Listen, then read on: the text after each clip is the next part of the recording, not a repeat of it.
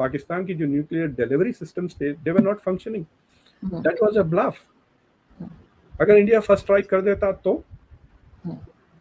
अगर इंडिया कहता they are moving their weapons, let's hit them first. लेकिन India ने तो पहले ही कह दिया कि वो कभी भी फर्स्ट मूव नहीं करेंगे। ये तो इंडिया है, वो पुरानी इंडिया है।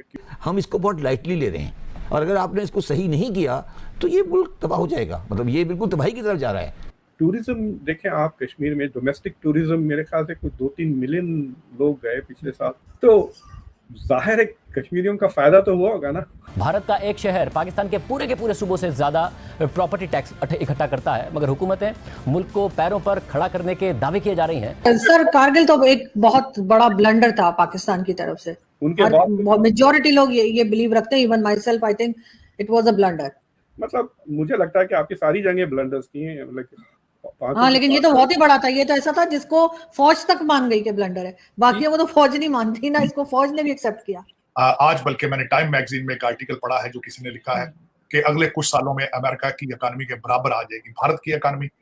मोदी साहब ने अपना वादा कर दिया है कि मैं अगर तीसरी टर्म के लिए आता हूं तो हमारी economy will be the third biggest economy in the world. Turning point Kargil के बाद से इंडिया की economy went up up up up, Pakistan की down. As a society you are collapsing, as a society, not as a country. Country तो आपने बनाया ही नहीं ना। कंट्री तो आपको धोखा दिया गया 1947 में, धोखा दिया गया सबसे बड़ा कि हम पाकिस्तान बना रहे हैं। कब बनाया आपने पाकिस्तान? मुझे कोई डिफाइन कर दे बंदा, हमने पाकिस्तान बनाया। दोस्तों, जैसा कि आपने क्लिप में देखा कि पाकिस्तानी मीडिया ये चर्चा कर रहा है कि कारगिल वॉर पाकिस्तान के इतिहास का सबसे बड़ा ब्लंडर था, और आज ये हमारी आर्मी भी मान रही है कि कारगिल पर चढ़ाई करके हम पूरी दुनिया में जलील हो गए।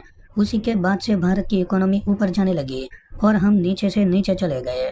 वहीं उस वक्त के army chief general Pervez Musharraf ने अपनी किताब में बताया कि कारगिल वॉर के समय पाकिस्तान का न्यूक्लियर डिलीवरी सिस्टम था, वो काम ही नहीं कर रहा था। अगर उस समय भारत हम पर परमाणु हमला कर देता तो आज हमारा वजूद ही नहीं होता, क्योंकि उस वक्त हमारा न्यूक्लियर डिलीवरी सिस्टम ही खराब हो चुका था। हम चाहकर भी भारत के ऊपर परमाणु हमला नहीं कर पाते। पाकिस्तान की जो न्यूक्लियर डिलीवरी सिस्टम्स थे, they were not functioning. That was a bluff. अगर इंडिया फर्स्ट स्ट्राइक कर देता तो, अगर इंडिया कहता they are moving their weapons, let's hit them first. लेकिन इंडिया ने तो पहले ही कह दिया कि वो कभी भी फर्स्ट मूव नहीं करेंगे। ये तो वो पुरानी इंडिया है। क्यों, why would you want a second strike? अगर आपका एक शहर चला गया, आपके 5-10 हजार लोग मर गए, तो क्या आप you are going to wait? अगर आपके पास अब मतलब क्लियर सबूत मिल गया कि the enemy is about to strike you with nuclear weapons, then it will be immoral for you not to act ना। नहीं सर, मेरा ख्याल है इतनी खौफनाक बात होनी नहीं चाहिए, चाहे वो भारत की तरफ से हो या पाकिस्तान की तरफ से। कारगिल में शुरू हो गई थी, बाद में एक इंडियन जनरल ने शायद आर्टिकल लिखा कि India also had placed nukes on 5 missiles, but that was a dangerous moment.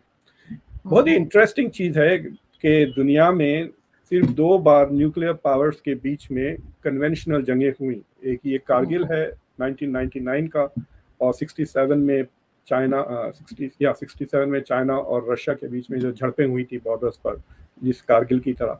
तो these are the only 2 cases जहां पे न्यूक्लियर पावर्स के बीच में कन्वेंशनल फाइटिंग हुई थी। भारत का एक शहर पाकिस्तान के पूरे सूबों से ज्यादा प्रॉपर्टी टैक्स इकट्ठा करता है, मगर हुकूमतें मुल्क को पैरों पर खड़ा करने के दावे किए जा रही हैं और पहले से टैक्स देने वाले तनख्वाहदार तबके पर टैक्स रेट का बोझ बढ़ाई जा रही हैं। यही वजह है कि पाकिस्तान का टैक्स टू जीडीपी रेशो 10% भी नहीं है, जबकि भारत का 16%, नेपाल का 17% है। और यही वजह है कि पाकिस्तान मुसलसल खसारे किए जा रहा है और मुल्क का टोटल कर्जा गुज़िश्ता 5 सालों में 24,000 रुपए से बढ़कर 59,000 अरब रुपए पर पहुंच गया है। ऐसे चलेगा तो मुल्क कैसे चलेगा? आज बल्कि मैंने टाइम मैगजीन में एक आर्टिकल पढ़ा है जो किसी ने लिखा है कि अगले कुछ सालों में अमेरिका की इकोनॉमी के बराबर आ जाएगी भारत की इकोनॉमी।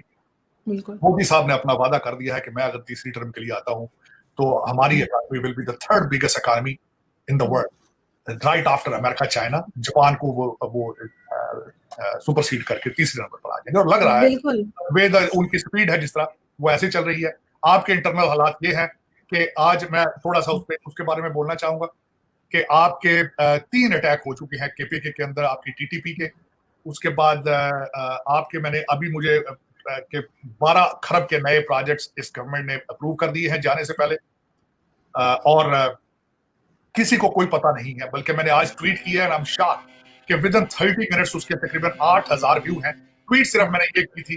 क्या पाकिस्तानियों का हक ये नहीं बनता कि वो उनको बताया जाए कि IMF के जो पैसे आ रहे हैं और जो मिडल ईस्ट से पैसे आ रहे हैं वो जा कहाँ रहे और कोई बाइज्जत पाकिस्तानी एस्टेब्लिशमेंट का बंदा, कोई जुडिशरी का बंदा जो सारे बाहर के पढ़े हैं हार्वर्ड के, कौम को सिर्फ ये रिसर्च करके बता दे कि ये जो पिछले कर्जे लिए थे वो कहाँ गए, वो किसने खाए हैं, सिर्फ बता दे। ये नहीं, आपको वापस लाने की सलाहियत तो आपके पास है नहीं है, क्योंकि अकाउंटेबिलिटी तो जीरो है आपका तो एंटी करप्शन डिपार्टमेंट ही करप्शन में इन्वॉल्व है, तो फिर आप क्या करेंगे?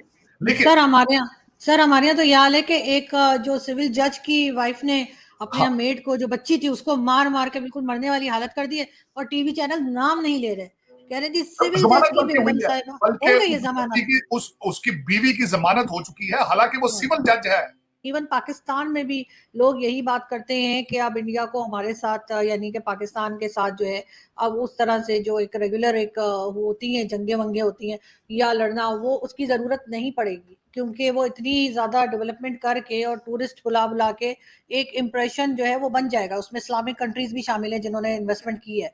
तो सर आपके ख्याल से जो इस वक्त 1-2 दिन पहले राजनाथ सिंह साहब ने स्टेटमेंट दिया कि हम जब चाहें LOC को क्रॉस कर लेंगे, तो आपके ख्याल से इस किस्म की स्टेटमेंट की ज़रूरत थी कि एक तरफ जो ऑलरेडी स्ट्रॉन्ग नज़र आ रहे हैं पाकिस्तान के मुकाबले में, उसके बाद ये स्टेटमेंट देना आपके ख्याल से क्या सही है?